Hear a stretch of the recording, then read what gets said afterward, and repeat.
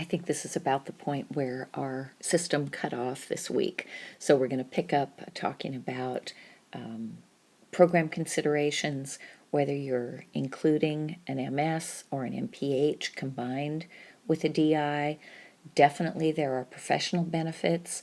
Yes, there are costs associated with it, but one of the other benefits is the ability to take out or to continue student loans. Both internships and combined programs do give you the opportunity to qualify for loan deferments. So even if you don't have to take out new loans, you can defer any existing loans that you might have.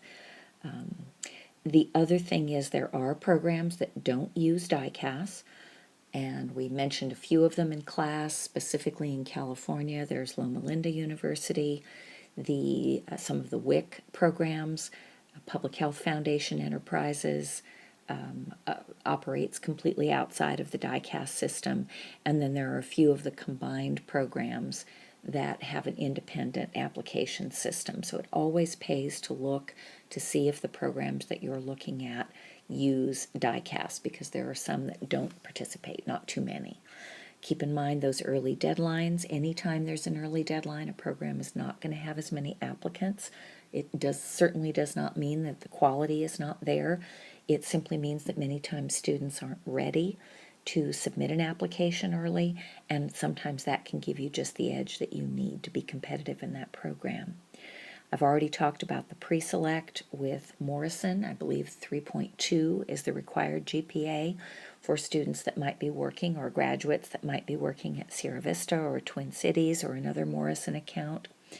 There are other MS and MPH programs that offer pre-select. Tulane, University of Michigan, and the bullet that got cut off was Western Carolina University.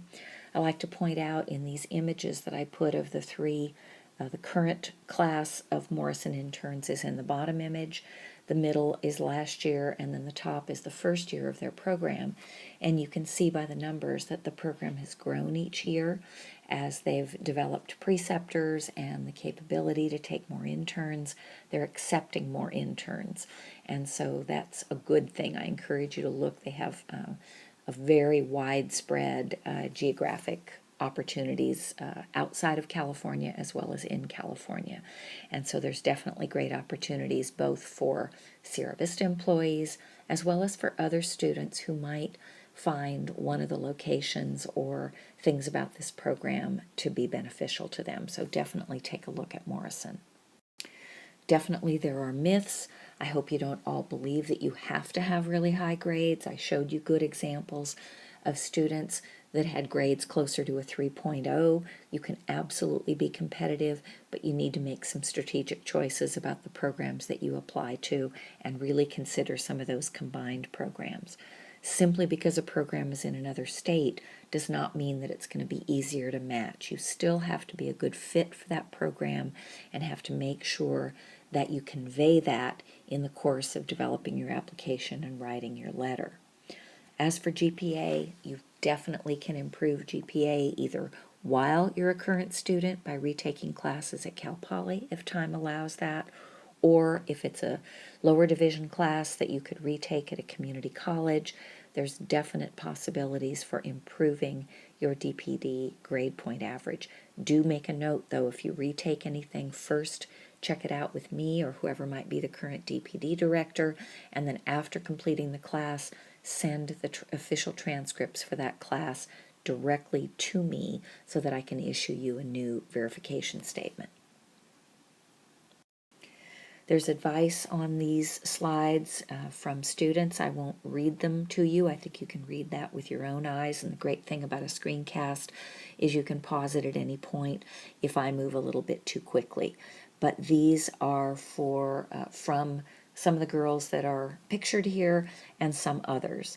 It's the one at the bottom that I cut off is actually the student wrote, I realized that waiting one more year to get the perfect internship was a good idea for that particular individual. So sometimes waiting, saving money, thinking more carefully when you don't have to compete with class obligations gives you a more strategic approach to your application.